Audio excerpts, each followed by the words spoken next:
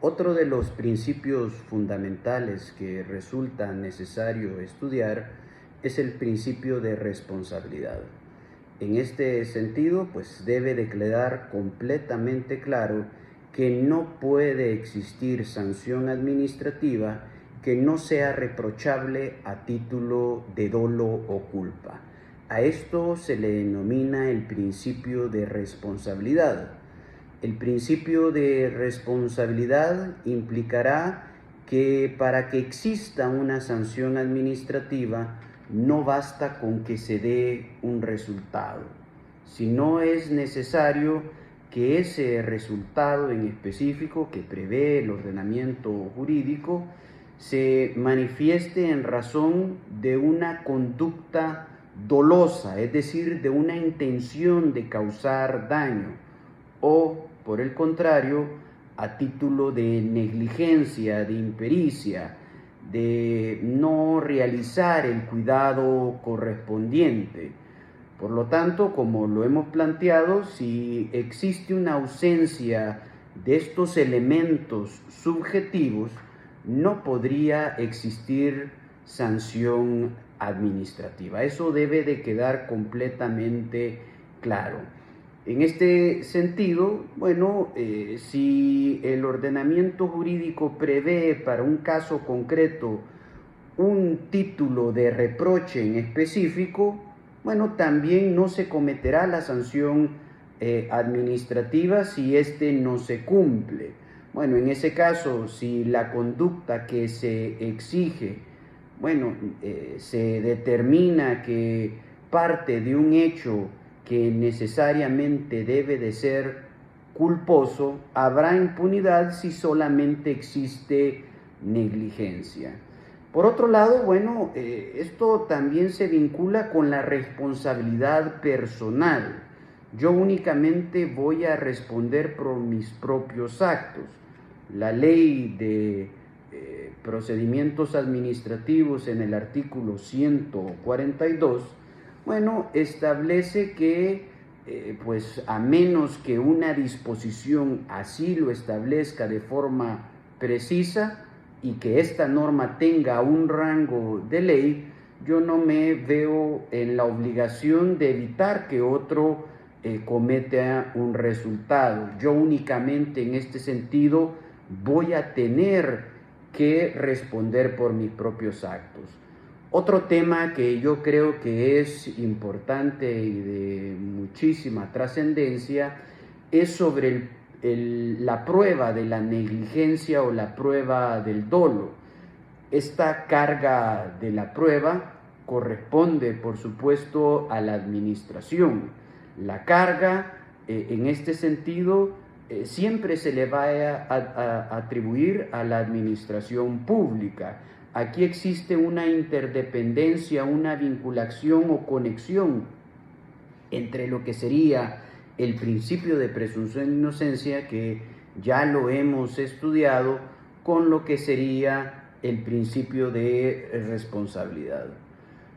Otra manifestación que podemos advertir es justamente sobre las causas de exención de responsabilidad y también de las causas de extinción de responsabilidad, reguladas tanto en el artículo 146 como en el artículo 147.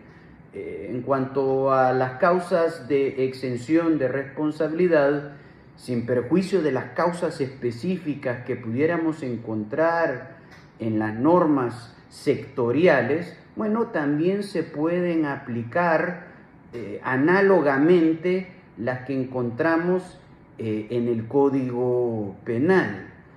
Por lo tanto, si estas son compatibles con la naturaleza del derecho administrativo sancionador, estas podrían tener aplicación.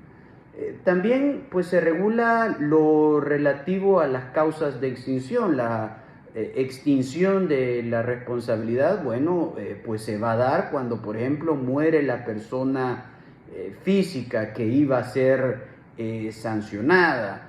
Lo mismo que cuando ya se ha ejecutado plenamente la sanción, se ha realizado la misma. y por otros supuestos que vamos a estudiar más adelante y que también creemos tienen su importancia en el derecho administrativo sancionador, que es la prescripción de la infracción y la prescripción de la sanción. La primera se refiere a la imposición y la segunda, ya impuesta, pues también se va a establecer un plazo. En todos estos casos, pues vamos a entender que una vez configurada la prescripción, se extingue la responsabilidad y no es posible que la administración pública proceda a iniciar un procedimiento o por el contrario proceda a la ejecución de la sanción administrativa. Se trata de un impedimento para el ejercicio del jus puniendi estatal, que inclusive con razón o sin razón, porque se trata de un punto bastante discutible desde el punto de vista teórico, la Sala de lo Contencioso Administrativo en varias sentencias ha determinado que la prescripción inclusive puede ser determinada de oficio por parte de la autoridad judicial contencioso administrativo. En ese sentido, bueno, existe una regulación sobre la cual pues vamos a tratar de desarrollar algunos conceptos más adelante sobre los plazos de la prescripción y los cómputos de la prescripción, las antinomias que pueden surgir cuando exista una regulación sectorial y lo que dice la Ley de Procedimientos Administrativos, los plazos de interrupción. Todo esto será abarcado oportunamente. Bueno, también otra de las regulaciones básicas y de los principios que deben de encontrarse presente en el ámbito sancionador es el principio de proporcionalidad. Este deber de proporcionalidad no solamente es un principio del derecho administrativo sancionador, sino también de todas las actividades administrativas. Lo podemos encontrar no solamente en el artículo 139, sino también lo podemos encontrar en el artículo 3 de la Ley de Procedimientos Administrativos. Podemos encontrarla en dos sectores diferentes de este cuerpo normativo, pero por supuesto que en el ámbito sancionador tiene una trascendencia inusitada, en el sentido de que debe de existir un ejercicio y un análisis de proporcionalidad para adecuar las sanciones que se le van a imponer a una conducta, a una infracción, es decir, tiene que haber un análisis a la hora de su configuración legislativa y también en un momento de aplicación, es decir, en un momento posterior, cuando se va a imponer la sanción administrativa. Vemos que en estos casos la proporcionalidad debe de ser analizada en dos momentos distintos, a la hora de la creación de la norma y a la hora de su aplicación. Por supuesto que en el caso del procedimiento administrativo, especialmente a la hora de emitir el acto administrativo sancionatorio, bueno, se debe de hacer esta valoración, lo que ha denominado la Sala de lo Constitucional la dosimetría punitiva, es decir, la realización de cierto tipo de valoraciones que van a determinar si se va a imponer el monto mínimo establecido en la ley o el monto máximo. Pero en definitiva, lo que nos da a entender el principio de proporcionalidad es que debe de existir siempre una equivalencia plena entre la infracción y la sanción. Los norteamericanos lo dicen con absoluta claridad. The punishment should fit the crime, es decir, debe de existir una plena equivalencia, debe de existir igualdad entre la conducta y la sanción. Nunca debe de existir un exceso de punición, debe de existir una sanción justa y equitativa y nunca más allá de los parámetros establecidos. Esto forma parte de inclusive pues ese aforismo y se incluye dentro del principio nulla crimen, nulla pena sine legem. Es decir, la pena debe de ser la establecida y no se pueden imponer sanciones más gravosas de las que plantee el ordenamiento jurídico. Generalmente dentro de la regulación estatal, por lo anterior, existe una clasificación de sanciones leves, sanciones graves y muy graves, y no son intercambiables. Por supuesto que una conducta, una tipificación va a traer como consecuencia una sanción administrativa conforme lo establece el ordenamiento jurídico. Pero generalmente se establece un rango de mínimos y máximos, dentro de los cuales a partir de la discrecionalidad y hechos determinantes, la autoridad administrativa puede proceder a la imposición de las sanciones. ¿Cuáles son estos criterios? Bueno, podrían ser los beneficios que se hayan obtenido, si la gravedad es alta o si la gravedad o el daño a la colectividad no es tan trascendente, si el daño es colectivo o si por el contrario el daño ha sido individual. Bueno, todos estos criterios pueden ser utilizados para que se guarde este equilibrio necesario entre la conducta y la sanción.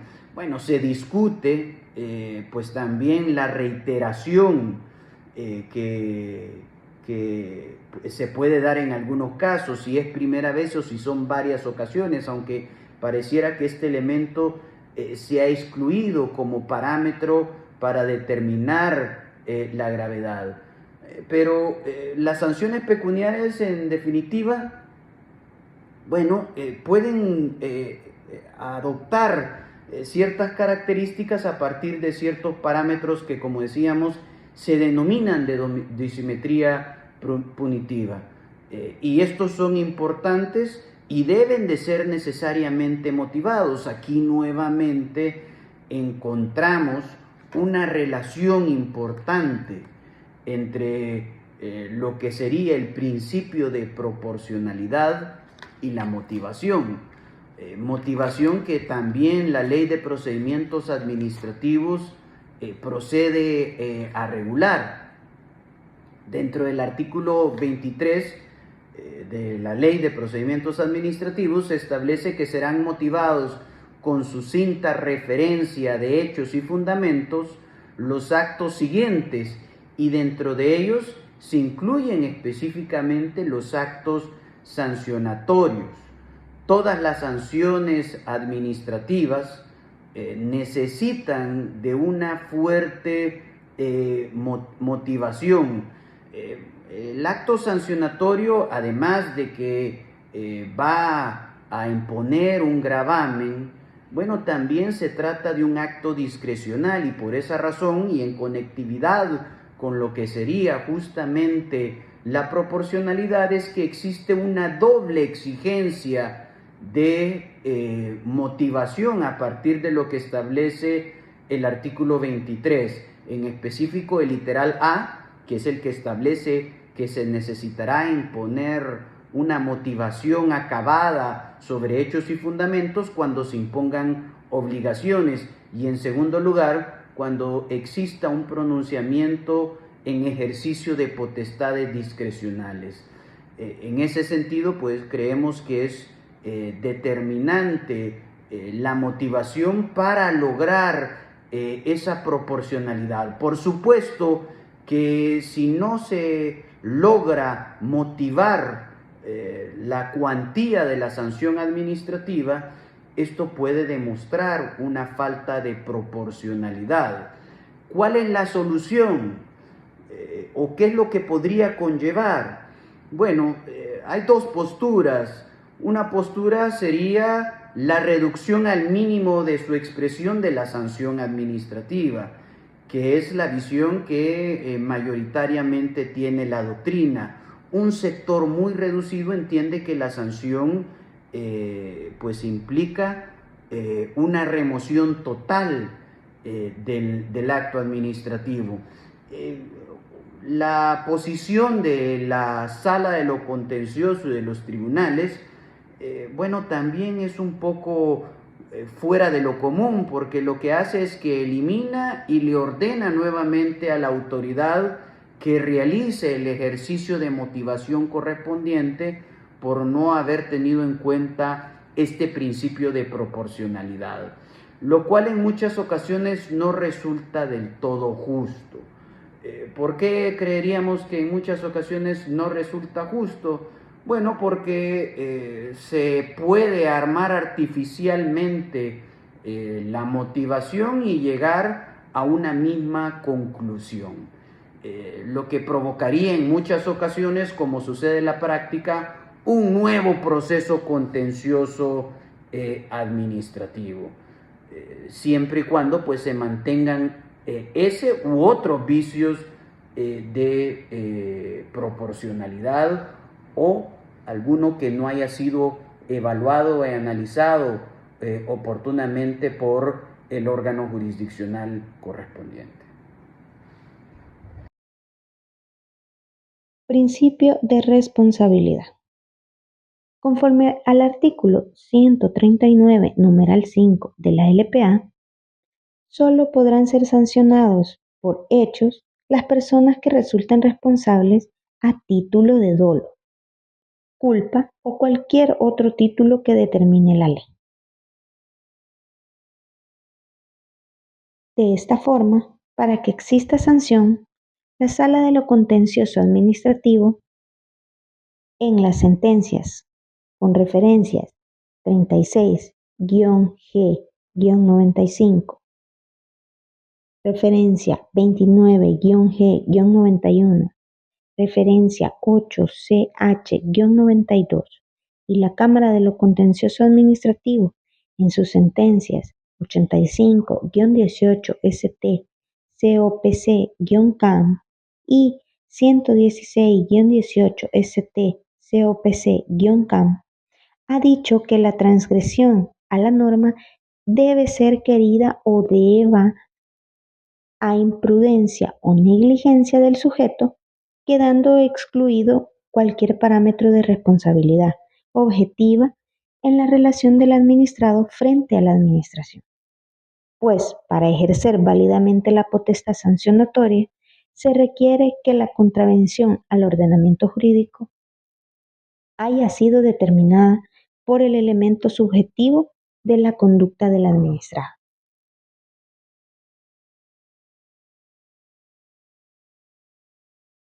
Sobre la carga de la prueba de la responsabilidad.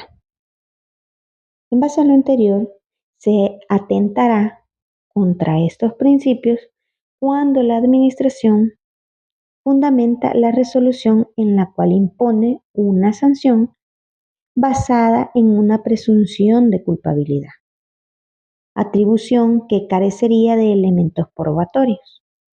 La observancia de estas reglas provoca la necesidad de conseguir los acervos probatorios correspondientes a fin de confirmar la hipótesis acusatoria, siendo esta única manera de desvirtuar la presunción de inocencia y determinar la responsabilidad más allá de toda duda razonable.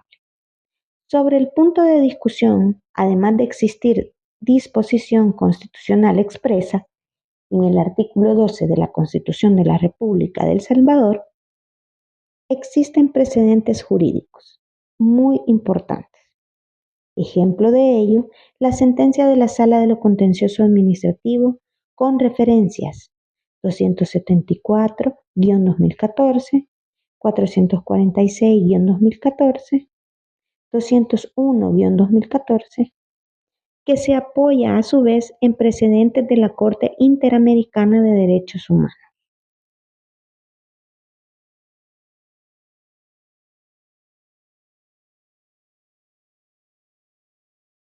Principio de proporcionalidad o exceso de punición. En su sentido más amplio y extenso, exige un despliegue restrictivo en todas las posibles actuaciones administrativas con respecto de los particulares. Se busca que toda posible intromisión o limitación en los derechos de los ciudadanos se produzca solo cuando sea indispensable, bajo parámetros de idoneidad, utilidad y correspondencia, y nunca de forma excesiva o desmedida. Nuestra LPA recoge este principio en su artículo 139, numeral 7, expresando que tanto en la determinación normativa del régimen sancionador como en la imposición de sanciones por parte de la administración pública, se deberá guardar la debida adecuación entre la gravedad del hecho constitutivo de infracción y la sanción aplicada. Se buscará además que se establezcan sanciones pecuniarias que no resulten más beneficiosas para el infractor que el cumplimiento de las normas infringidas. Ello a fin de que no se destruya la coherencia del sistema.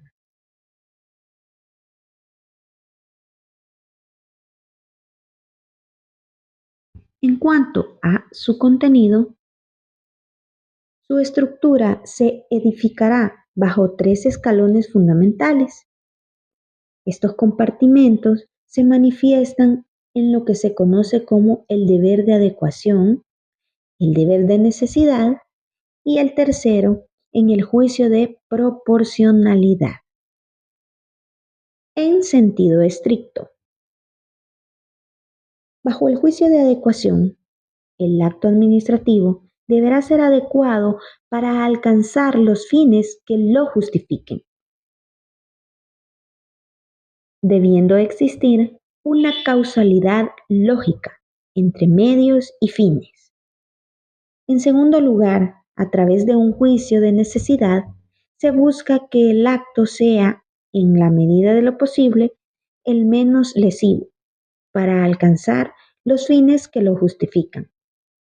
Con fundamento en las premisas empíricas, analíticas y normativas, que no existan un medio alternativo que, siendo igualmente idóneo para fomentar el fin inmediato, cause menos daño. Finalmente, en el juicio de proporcionalidad, en sentido estricto, que impone la regla que el acto no debe restringir los derechos del particular en forma desproporcionada, sino debe haber presencia de los actos de contenido excesivo.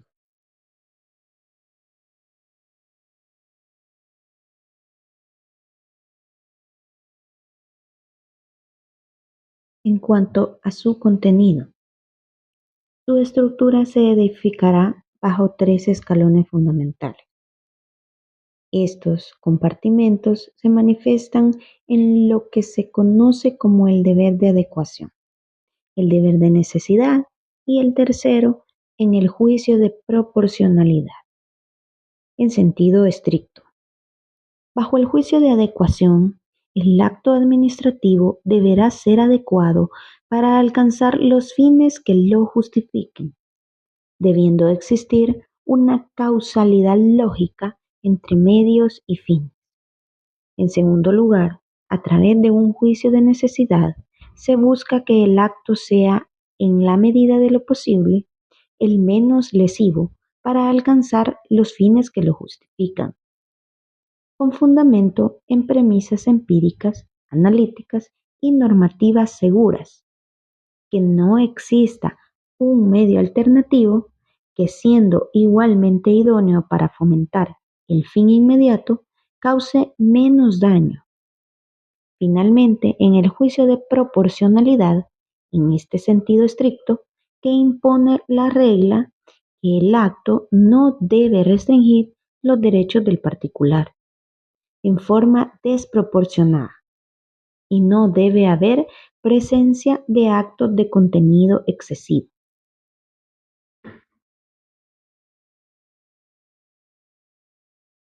Jurisprudencia. Sobre lo anterior, existe reiterada jurisprudencia de la Sala de lo Constitucional, dentro de la cual tomamos como ejemplo la sentencia 109-2003, un proceso de inconstitucionalidad, la cual expone que para lograr la proporcionabilidad entre la represión de las infracciones administrativas y la naturaleza de los comportamientos ilícitos, corresponde al legislador, en primer lugar, el establecimiento de un baremo de sanciones en atención a su gravedad y de infracciones tipificadas con arreglo a tal calificación, y además la inclusión de criterios de dosimetría punitiva, es decir, criterios dirigidos a los aplicadores de las normas para graduar la sanción que corresponda a cada caso, según la apreciación conjunta de circunstancias objetivas y subjetivas.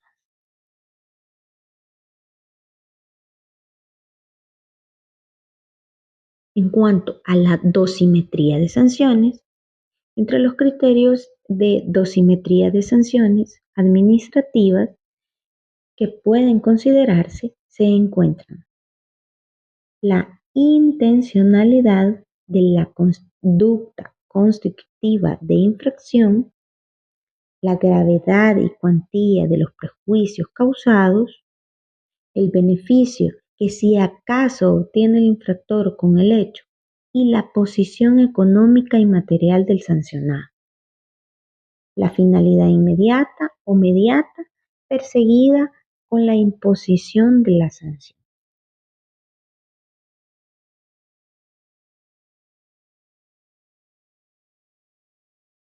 Exclusión de privación de libertad y proporcionalidad. Por último, algunos autores justifican la exclusión de sanciones administrativas privativas de libertad en razón de su desproporcionalidad, que provocaría en la práctica un exceso de punición. Se ha dicho que una de las diferencias entre el derecho penal y el derecho administrativo sancionador será cuantitativa, pues no resulta razonable que por infracciones relacionadas con la buena convivencia estatal se dicten penas privativas de libertad.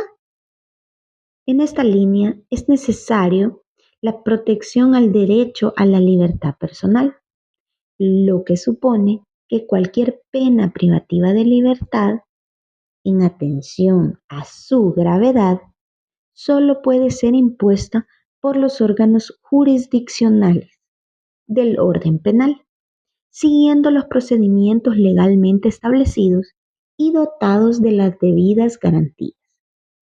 Podrá afirmarse, entonces, que nos encontraremos ante un verdadero monopolio jurisdiccional bajo el cual se le otorgarán competencias exclusivas a los jueces para la imposición de sanciones lesivas de libertad, que dada su gravedad no podrán ser ejercidas por las agencias gubernamentales del Poder Ejecutivo.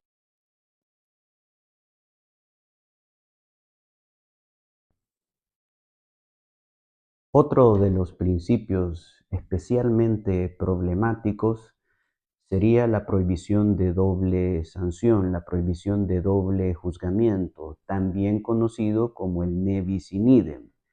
Bajo este principio, no podrá sancionarse dos veces por la misma causa, no podrá iniciarse un procedimiento cuando ya exista una sanción.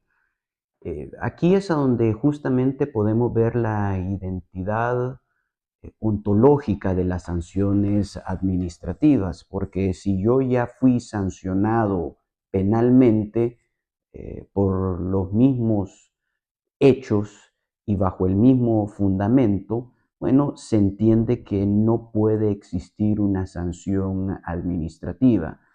Evidentemente vamos a advertir que aquí pueden haber cierto tipo de discrepancias que provoquen en algunos casos que podrá existir una persecución ulterior, especialmente con este elemento, con el elemento fundamento. Aquí entran en juego las tres identidades de la cosa juzgada: sujeto, hecho y fundamento. Es decir, en primer lugar, para que se configure esta triple identidad, en primer lugar, pues debe de existir esa identidad subjetiva. Bueno, generalmente se cumple, es el Estado el que está realizando la persecución. En segundo lugar, los hechos tienen que ser exactamente los mismos. Se trata de las acciones o omisiones que fueron o sirvieron de fundamento para una sanción. Y en tercer lugar, que digamos es o viene a ser el elemento más problemático de todas, es justamente el fundamento. Este se viene a regular muy especialmente en el artículo 145 de la Ley de Procedimientos Administrativos. El referido artículo menciona que no podrá sancionarse los hechos que hayan sido sancionados penalmente o administrativamente en los casos en que se aprecie que existe una identidad de sujeto, hecho y fundamento. Si bien el artículo habla sobre esta triple identidad, después viene a regular justamente la identidad de fundamento, expresando que cuando se ponga en riesgo el mismo bien jurídico, bueno, se va a apreciar justamente en ese caso que existe una identidad de fundamento, justamente porque en cuanto a el elemento sujeto, subjetivo, o al elemento de los hechos, bueno, en ese no hay mayor problema. Podemos decir que si bien en algunos casos podrían darse algunos problemas, es el elemento de fundamento, la causa, como otros le denominan, que puede dar pie a que existan discrepancias interpretativas. Bueno, también se va a entender que va a existir una identidad de fundamento cuando, no obstante, existan ciertas diferencias entre los bienes jurídicos protegidos o los riesgos contemplados, estos no tengan la suficiente entidad para justificar un doble juzgamiento o una doble punición. Digamos que la clave de todo lo anterior en este sentido pues está en el fundamento. No existen mayores problemas en cuanto a todos los demás elementos que se configuran en esta triple identidad. Bueno, decíamos que este principio tiene un sustento, igual que sucede con otros, no solamente desde el punto de vista legal, sino también tiene un sustento constitucional. Encontramos esta prohibición y esta regulación en el artículo 11 de la Constitución, que también regula el debido proceso, estableciendo al final que pues también nadie puede ser juzgado dos veces por la misma causa. Por otro lado, pues también debe de reconocerse que esta prohibición se encuentra en diversos tratados internacionales.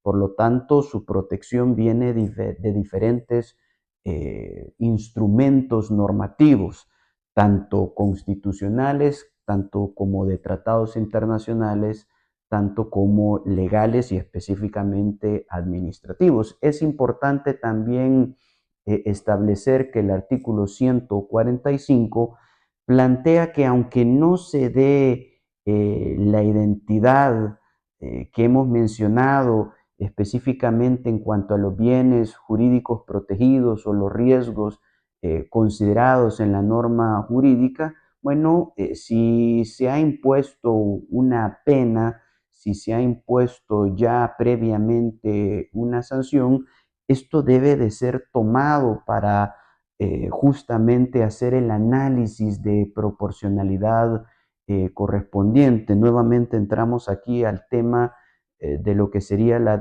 dosimetría punitiva, que va a ser abarcada oportunamente. Por otro lado, justamente también para que no existan decisiones que pudieran parecer injustas, bueno, va a haber una preeminencia del ámbito penal sobre el ámbito administrativo. Es decir, si la administración, si la autoridad correspondiente advierte en determinado momento que esto podría dar pie a que los hechos sean constitutivos de ilícito penal, bueno, lo pondrá en conocimiento para que lo resuelva la autoridad correspondiente.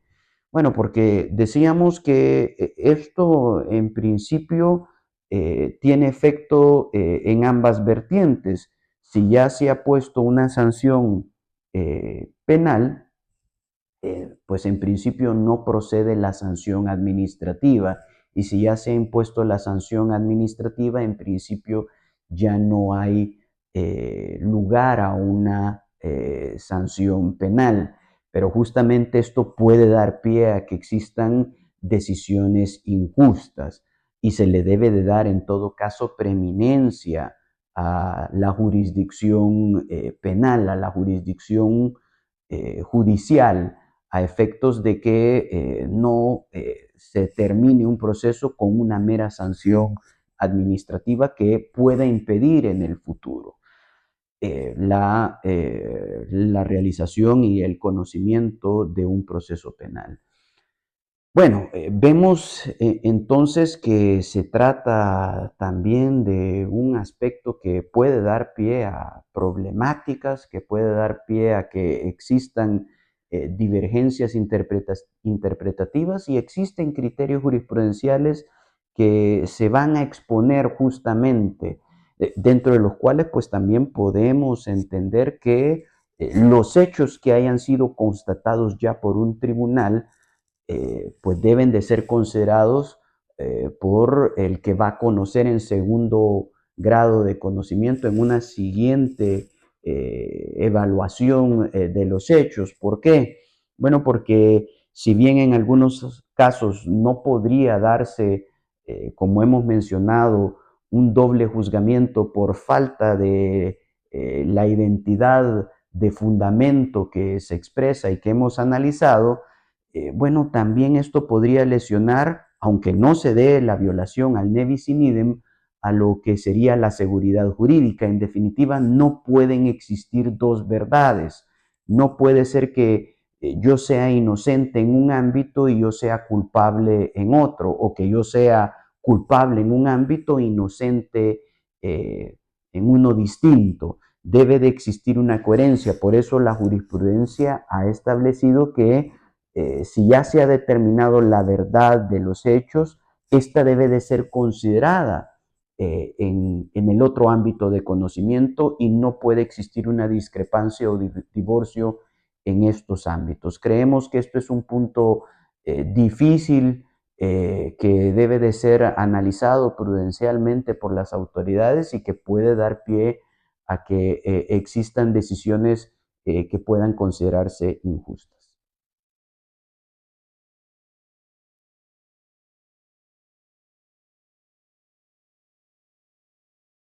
El principio no bis in idem. Según el artículo 139, numeral 6 de la LPA, este principio establece que una persona no puede ser procesada ni condenada dos veces por un mismo hecho. Se trata de un principio de derecho natural que configura una garantía constitucional cuyo sustento se encuentra en el debido proceso legal, prescrito en la mayoría de constituciones de la región, que se entiende como una consecuencia de la cosa juzgada penal.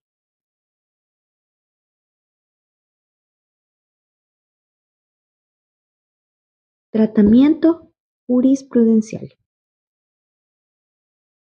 La Corte Interamericana ya se ha pronunciado en varias ocasiones, como por ejemplo en la sentencia de fecha 17 de septiembre de 1997, en un caso contra el gobierno de Perú, estableciendo que este principio busca proteger los derechos de los individuos que han sido procesados por determinados hechos, para que no vuelvan a ser enjuiciados por los mismos.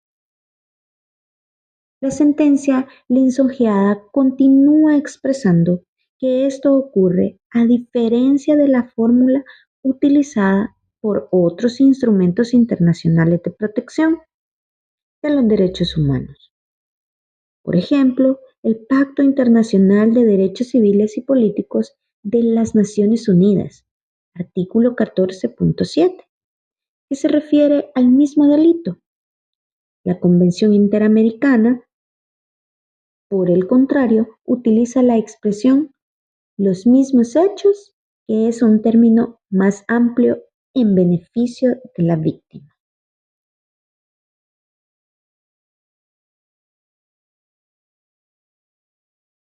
Efectos del no bis idem sobre el procedimiento. Indiscutiblemente, posee intensos efectos dentro de un procedimiento administrativo, prohibiéndose que se someta a una persona simultáneamente o de forma sucesiva a un procedimiento por los mismos hechos, previniendo con ello que sufra la imposición de más de una sanción, siendo los mecanismos prácticos de defensa las excepciones de litispendencia y de cosa juzgada, la garantía en mención. Subsistirá con independencia de la calificación o la tipicidad jurídica atribuida, siendo importante para el caso los hechos de la acusación. La litispendencia constituye una figura que impide que una autoridad instructora conozca si existe otro procedimiento pendiente entre las mismas partes en virtud de la misma causa y por el mismo objeto, buscándose evitar que la misma pretensión sea objeto de un doble conocimiento, con la posibilidad de que existan resoluciones o actos administrativos contradictorios.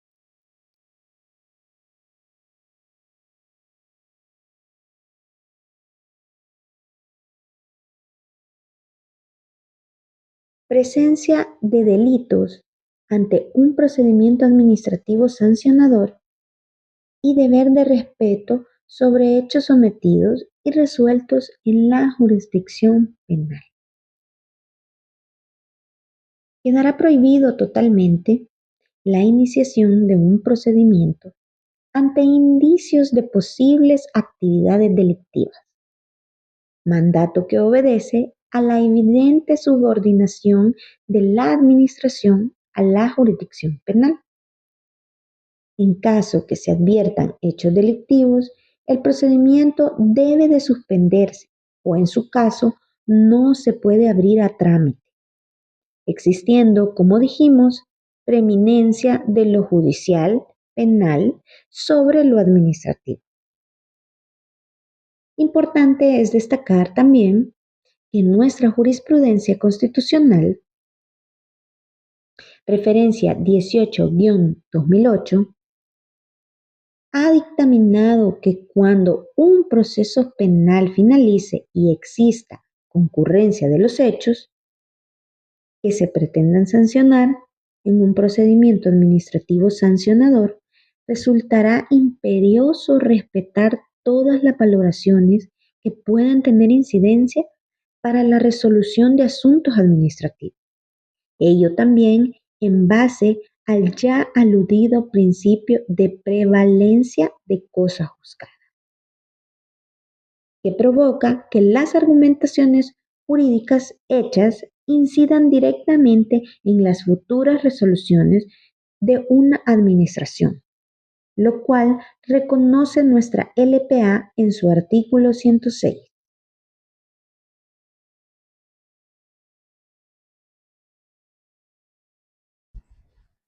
Bueno, ha llegado el momento de analizar la prescripción. La prescripción, como todos sabemos, es un mecanismo, es una figura que se establece para que se extingan las obligaciones. Para que la misma se perfeccione, es necesario simplemente que pase el tiempo establecido en la ley y no se ejercite la pretensión, la iniciación del procedimiento o la ejecución de la sanción en su caso, para que la misma pueda configurarse válidamente. La figura de la prescripción tiene su reglamentación en el ámbito del derecho privado, donde quizás su principal característica es que la misma debe de ser alegada, debe de existir una solicitud de parte, y pues también podemos encontrar su reglamentación en el ámbito del derecho público, donde resulta innecesaria su alegación, conformando, según lo plantea la doctrina, una imposibilidad por parte del órgano instructor de iniciar un procedimiento o de ejecutar una sanción que no fue ejercida en los plazos establecidos por la ley. El artículo 148, pues justamente realiza una reglamentación sobre la prescripción de las sanciones administrativas y se establecen plazos de prescripción tanto para las infracciones como las sanciones. Las infracciones, cuando se habla de estas, se refiere a esas conductas que se han tipificado y que si no se persigue justamente su imposición en el plazo establecido por la ley, bueno, vamos a tener como consecuencia la prescripción. ¿Cuáles son los plazos que se establecen en el artículo 148? Bueno, para las infracciones muy graves, el plazo que se impone para perseguirlas es de 3 años. Sería un plazo de 2 años para las infracciones graves, y para las infracciones leves, el plazo que establece la ley sería de 6 meses. Pero una vez impuestas, una vez determinadas las sanciones administrativas, también es posible que si las mismas no se ejecutan en los plazos, en los términos establecidos por el ordenamiento jurídico, también las mismas pueden caer y devenir en lo que sería la prescripción. Los plazos son muy similares. También se establece una reglamentación diferenciada. En el caso de infracciones muy graves, el plazo nuevamente será de 3 años. Para las infracciones graves, pues será de 2 años. Y para las infracciones leves será 1 año. Pues prácticamente la única diferencia entre los plazos que se establecen en las infracciones y las sanciones administrativas sería el de las sanciones leves, donde en la primera de las infracciones son 6 meses y una vez impuestas el plazo es de 1 año, pero de ahí no existe mayor diferencia. Ahora, por supuesto que pudiera darse el caso de que la normativa especial no estableciera entre sanciones leves, graves ni muy graves. En ese caso, el plazo de prescripción se va a unificar y el plazo va a ser de 2 años, tanto para las infracciones como las sanciones. Es necesario señalar que los plazos de prescripción que establece el artículo 148 son plazos subsidiarios o supletorios. ¿En qué sentido? Bueno, vamos a preferir los establecidos en la norma sectorial, y solo en defecto de que no se establezcan los mismos es que vamos a aplicar los establecidos en la Ley de Procedimientos Administrativos. Esto realmente constituye a una excepción de lo establecido en el artículo 163, donde se establece ese régimen universal, ese régimen uniforme, ese régimen bajo el cual la aplicación de la Ley de Procedimientos Administrativos no va a permitir discordancias. Aquí tenemos un claro supuesto de excepción, bajo el cual, bueno, se van a preferir los establecidos en la normativa especial, en la normativa sectorial, y solamente si existe silencio o si no existe regulación al respecto, es que vamos a acudir a los establecidos en la ley de procedimientos administrativos. Muy importante también sería lo relativo al cómputo de los plazos, ya no regulado en el artículo 148 que hemos tratado de explicar, sino en el artículo 149. Estos empiezan a contar, en el caso de las infracciones, desde el día en siguiente a aquel en que hubiere sido cometida la infracción administrativa, en que se consumó la infracción administrativa. Por supuesto que pueden existir casos especiales, como podrían ser las infracciones continuadas, donde pues han existido varios actos que tienen una unidad y un fin en común y que han sido realizadas en una unidad de acción. Y en estos casos, pues la sanción administrativa, el plazo de prescripción se va a empezar a contar desde el último acto realizado.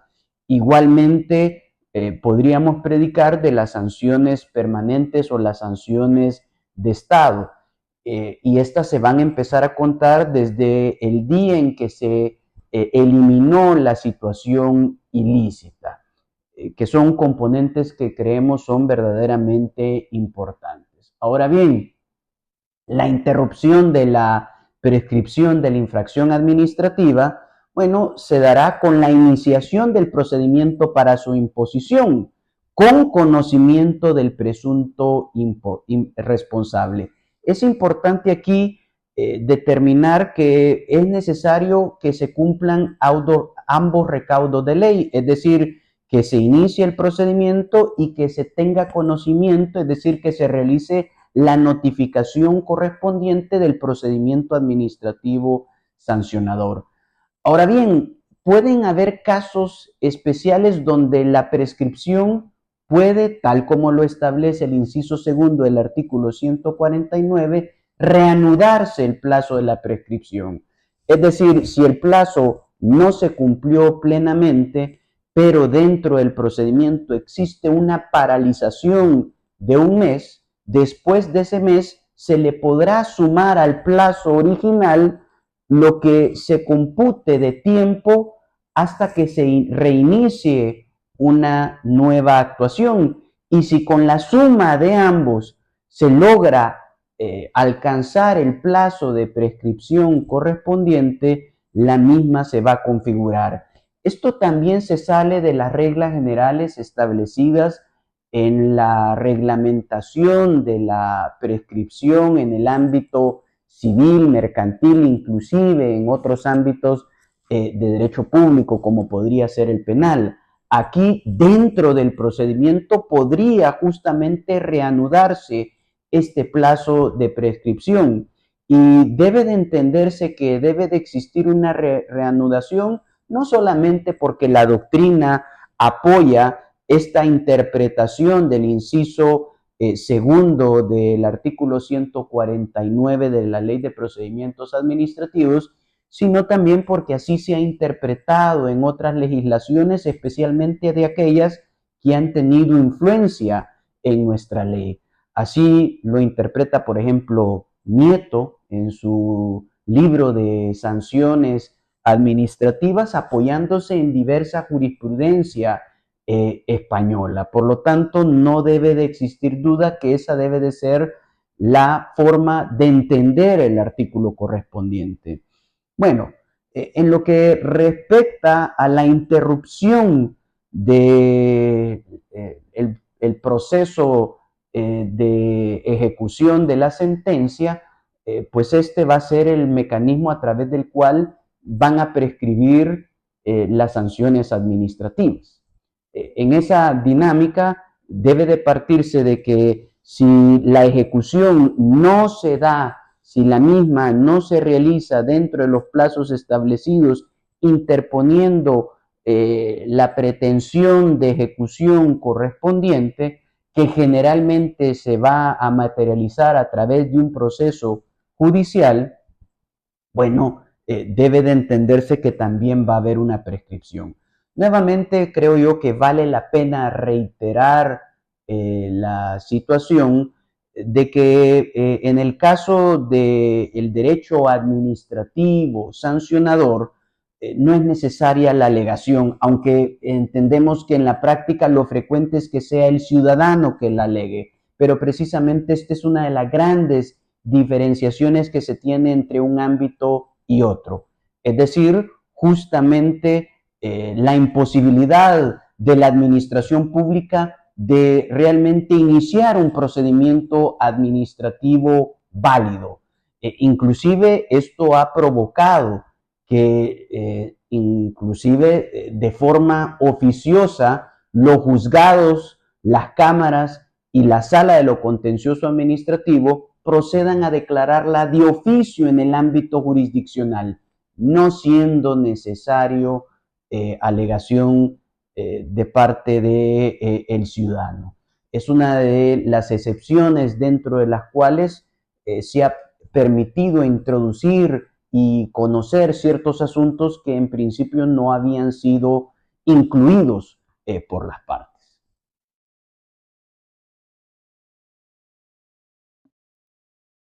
Regulación y su declaración de oficio. En la LPA, en su artículo 158, reconoce plazos de prescripción, tanto para las infracciones como para las sanciones, términos que serán aplicables siempre que la normativa sectorial guarde silencio, no regulando el asunto. Las infracciones, como regla general, prescriben en 3 años las muy graves, en 2 años las graves y en 6 meses las leves. Por su parte, interpuestas las sanciones, prescriben en 3 años las muy graves, 2 años las graves y 1 año las leves. Finalmente, el artículo en comento determina que si la normativa no hace distinción sobre la gravedad de las infracciones y de las sanciones, ni tampoco regula el plazo de prescripción, existirá un plazo uniforme de 2 años. Finalmente, dada la regulación más o menos completa y que la prescripción es una institución reconocida no solo en el derecho administrativo, sino también en otros ámbitos, no existe precedentes jurisprudenciales de mayor relevancia. Sin embargo, un punto acertadamente resuelto por los tribunales ha sido que en materia administrativa la prescripción debe ser declarada de oficio, justamente por constituirse como límite de la potestad sancionatoria.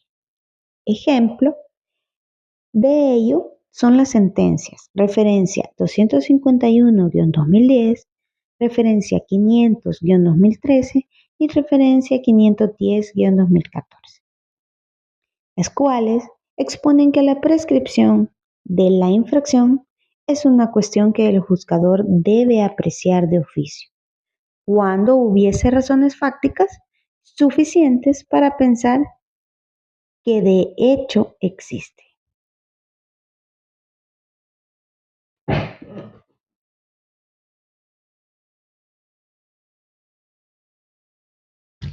Iniciación, interrupción. Conforme al artículo 149 de la LPA, se establece que el plazo de la prescripción de las infracciones comenzará a contarse desde el día siguiente a aquel en que se hubiera cometido la infracción, plazo que, según el inciso segundo de la citada disposición, se interrumpe por la iniciación con conocimiento del presunto responsable. La interrupción se rige por el principio de taxatividad, no permitiéndose su interpretación exentiva o analógica, lo cual hace que se excluya cualquier otra no contemplada en la ley. Conforme a lo anterior, la regla general, tal como lo expusimos en el párrafo superior, es que solamente la iniciación del procedimiento, con su notificación, interrumpe la prescripción, no interrumpiendo los procedimientos preliminares de investigación, medidas cautelares u otros actos administrativos, sin perjuicio que sectorialmente existan reglas especiales.